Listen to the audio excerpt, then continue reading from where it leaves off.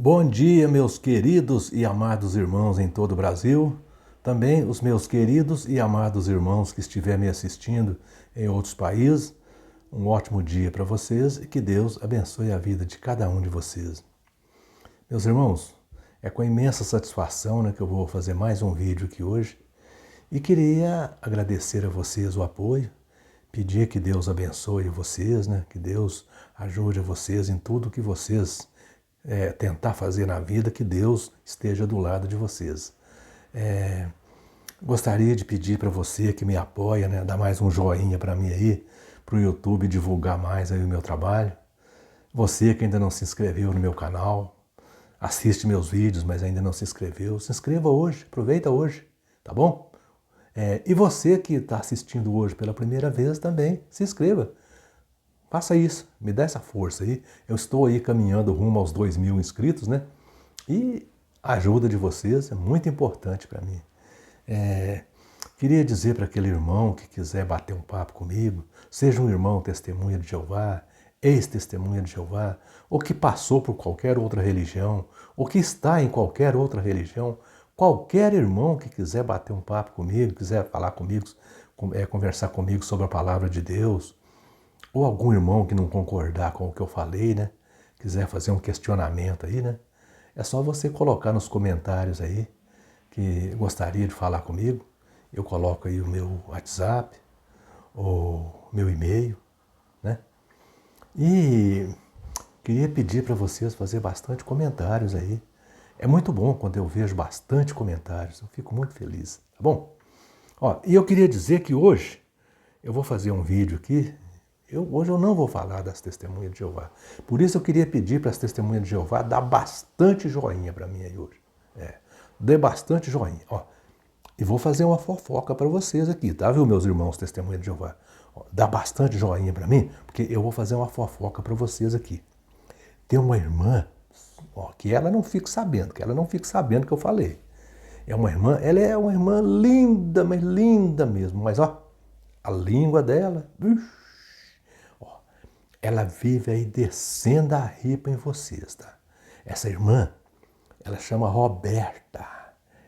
Ela é uma irmã cearense. Ela é uma cearense arretada. Essa irmã, ela desce a ripa em vocês, Mas se vocês encontrar com ela aí, não fala pra ela que eu contei, não. Tá bom? Não fala pra ela que eu contei nada, não. Isso é um segredo, tá bom? Não fala nada, não. Oi, irmã Roberta. Abração pra você aí, querida. Meus irmãos, o vídeo que eu vou fazer hoje, eu quero falar sobre as promessas de Deus. Porque as promessas de Deus, elas sempre cumprem. Agora, deixa eu fazer uma pergunta para você aqui, meu irmão.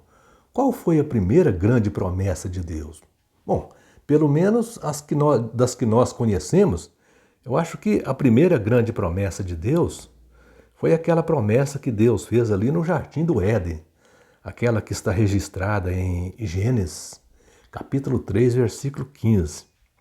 Após Satanás ter desencaminhado Adão e Eva, trazendo o pecado e a morte sobre a descendência de Adão e Eva, sobre a sua descendência, ali mesmo no Jardim do Éden, Deus prometeu um descendente que pisaria a cabeça da serpente, ou seja, pisaria a cabeça de Satanás.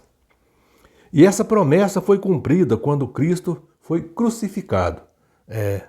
Quando Cristo foi crucificado, derrotando o pecado e a morte na cruz. Veja, meus irmãos, mas já que aquele descendente prometido por Deus, ele tinha que vir ao mundo, ele tinha que ter uma origem, não tinha? Ele tinha que ter uma origem, ou seja, ele tinha que ter uma descendência. Ele não podia simplesmente aparecer na Terra como se fosse um extraterrestre, que desceu aqui numa nave espacial e saiu caminhando pela Terra. Uma vez que ele veio do alto, ele era uma pessoa divina. Ele era uma pessoa divina. Por isso Deus preparou uma nação. Deus preparou uma nação para trazer aquele descendente, que pisaria a cabeça de Satanás, que esmagaria a cabeça de Satanás. Mas será que Deus formou uma nação perfeita para trazer o descendente, aquele ser divino à Terra? Não. Longe disso. Deus não formou uma nação perfeita. Lá de Ur dos Caldeus, né? Lá da Caldeia, lá de Ur dos Caldeus, Deus chamou um homem de nome Abrão, que mais tarde passou a chamar Abraão. Deus chamou ele para fazer dele uma grande nação. Deus chamou Abrão, que mais tarde veio a ser Abraão, para fazer dele uma grande nação. Será que Abraão era filho de uma família perfeita? A família de Abraão era uma família perfeita? Não. O pai de Abraão, de nome Tera, era um homem idólatra. Era um homem idólatra. Mas como Deus conhece o coração das pessoas, né? Deus sabia que Abrão vivia ali junto com seu pai, que era idólatra, mas era um homem de bom coração. Deus chamou Abrão, né, para fazer dele ali uma grande nação. Então, Abraão e sua esposa já estavam ficando velhos e aquele descendente, ou seja, aquele filho que daria continuidade ao plano de Deus, não nascia. Abraão e Sara, velhos, e nada daquele descendente nascer. Aí eles começaram a ficar preocupados. Mas será que a promessa de Deus vai falhar? Porque Deus prometeu que, através de nós, ele faria uma grande nação. Mas não nasce filho nenhum. Como é que vai acontecer? Como é que vai acontecer essa grande nação se não nasce nenhum filho? Aí eles começaram a duvidar, né? Dos planos de Deus. Mas como os planos de Deus nunca falham, esse descendente, esse filho de Abraão e Sara, de nome Isaac, nasceu quando Abraão tinha 100 anos e Sara mais ou menos 90, por volta de 90 anos. Sara tinha mais ou menos 90 anos e Abraão tinha 100 anos quando nasceu aquele filho tão esperado aquele que daria prosseguimento ao plano de Deus, né, de formar uma grande nação, da qual Deus traria o seu filho, Jesus Cristo, à Terra. Bom, então nasceu Isaac. Isaac cresceu, casou-se com Rebeca e eles tiveram 2 filhos, Esaú e Jacó. Os 2 filhos que deram desgosto para esse casal. Nosso Deus! Esses dois meninos, eles eram tão briguentos que eles brigavam, dentro ali do ventre da mãe, os dois já brigavam. Um olhava para o outro e fazia assim. O outro olhava e fazia. No ventre da mãe, os dois brigavam. Os 2 meninos briguentos. Eles eram tão briguentos que um nasceu agarrado no calcanhar do outro. Os 2 eram gêmeos, né? Mas um nasceu primeiro, né? Então, um nasceu agarrado no calcanhar do outro. O negócio ali não era brincadeira, não. Então, eu fico pensando assim, você hoje em dia, nós de um modo geral, nós seres humanos, olhamos a nossa família, enxergamos tantos problemas na nossa família, nós pensamos assim, nossa, mas a minha família é muito imperfeita. Eu queria ter uma família igual dos patriarcas. Olha aqui, olha a família dos patriarcas. Olha a família dos patriarcas aí, tá vendo? Família dos patriarcas não era essa santa família que você pensa, não. Talvez você está aí pensando que a sua família é uma família muito imperfeita. Talvez a sua família é uma família excelente. É sua família ótima, é uma ótima família e você está achando que não. Tá vendo? E você está desejando uma família melhor, sendo que a sua família talvez seja uma das melhores que existe. Valoriza a sua família. Olha, em vez de você olhar o que tem de ruim na sua família, olha o que tem de bom. Olha o que tem de bom na sua família. Para de olhar o que tem de ruim na sua família. Olha, Esses dois meninos, eles eram tão briguentos, esse Jacó e Esaú, eles eram tão briguentos que mesmo depois de mortos, eles continuaram brigando. Eles brigavam antes de nascer e brigaram depois de morto. Como que eles brigaram depois de morto? Cada um deles formou uma nação. Jacó formou a nação de Israel e Esaú formou a nação de Edom. Então cada um deles formou uma nação. A nação deles, Edom e Israel, nunca uniram, nunca chegaram a ser amigos uns dos outros. Estava sempre no calcanhar um do outro, sempre um tentando agredir o outro. Para vocês ver como que era esses dois filhos de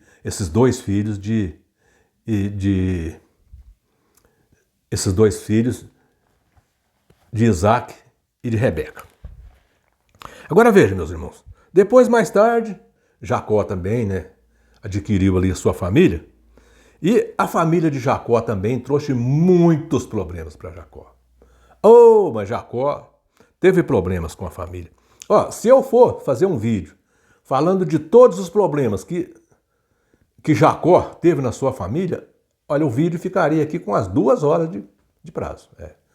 Mas eu vou resumir aqui, então eu vou só falar que a família de Jacó teve muitos problemas, mas foram problemas grandes demais. Mas, através da família de Jacó, foi formada a nação que trouxe ao mundo o Salvador. Esse que pisaria a cabeça da serpente.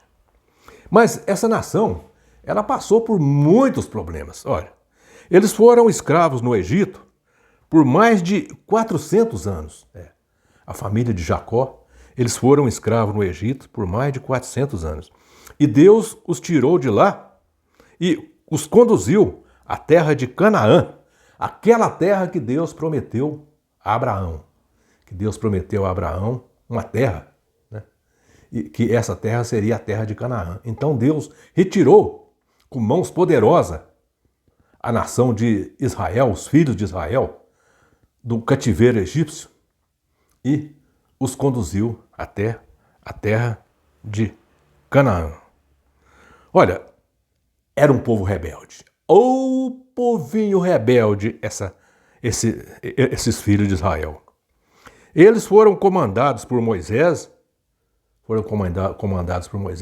e sempre resmungando. Se faltava água, eles queriam formar ali uma turma ali, uma comissão ali, e voltar para o Egito, porque no Egito não faltava água. Se faltava um alimento, eles queriam formar uma comissão e voltar para o Egito, porque no Egito não faltava alimento. Então eles estavam sempre resmungando contra Deus. Deus fez até chover alimento do céu para eles, e mesmo assim eles estavam resmungando contra Deus. Deus fez com que Moisés ferisse uma pedra e brotasse água da pedra para eles, e eles resmungando contra Deus. Muitas vezes Deus castigava eles. Deus castigava eles, assim como um pai castiga um filho a quem ama, tentando colocar o filho na linha, tentando fazer com que o filho aprenda as leis.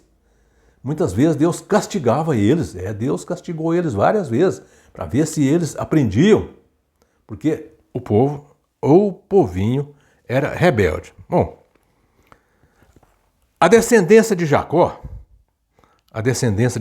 entrou na terra de Canaã e formaram ali a nação de Israel, formada pelas 12 tribos dos filhos de Israel, ou seja, dos filhos de Jacó. E Jesus veio ao mundo, tendo como descendência a tribo de um desses filhos de Israel, a tribo de Judá. Jesus veio ao mundo tendo como descendência a tribo de Judá. É por isso que em Apocalipse, no capítulo 5, versículo 5, ali Jesus é chamado de leão da tribo de Judá, porque Jesus é descendente da tribo de Judá. Jesus, na sua fase carnal aqui na terra, ele é descendente da tribo de Judá. Mas aí você pode me fazer um questionamento. Você pode me questionar. Jesus nasceu de Maria, mas Maria era da tribo de Levi. É verdade, Maria era da tribo de Levi. Só que lá em Israel, naquela ocasião, contava era a descendência paterna. A descendência materna ali não contava. A mulher ali, ela não tinha muito valor ali, não. Então ali sempre era contado a descendência paterna. Por isso foi contado a descendência paterna de Jesus, que José do Egito, o José do Egito era descendente de Davi, e consequentemente descendente de Judá, da tribo de Judá, porque Davi também era descendente da tribo de Judá. Viram, meus irmãos? Então, tudo caminhou para que Deus cumprisse a promessa de trazer Jesus à terra, que Jesus é aquele descendente que Deus predisse lá no Jardim do Éden. É aquele descendente predito lá no Jardim do Éden, quando Deus disse que traria um descendente que pisaria a cabeça da serpente, Satanás, o diabo. E Jesus pisou a cabeça da serpente quando Jesus morreu ali na cruz, levando consigo os nossos pecados e levando a morte. Levando consigo a morte e os nossos pecados. Então Jesus, com aquele gesto de Jesus, Jesus pisou a cabeça de Satanás. E Satanás mordeu o calcanhar de Jesus, trazendo para Jesus aquela morte, né? Fazendo com que Jesus tivesse aquela morte tão humilhante que Jesus teve. Então aquilo ali foi como se Satanás, como se a serpente mordesse o calcanhar de Jesus. Então mostrando com isso que a promessa de Deus sempre cumpre. A promessa de Deus não deixa de cumprir. Mas muitas vezes nós podemos dizer assim, gente, mas a promessa de Deus está demorando muito a cumprir. Deus prometeu que um dia, né, nós teríamos a nossa salvação, e essa salvação está demorando muito. Essa salvação está demorando muito. Mas por que nós achamos isso?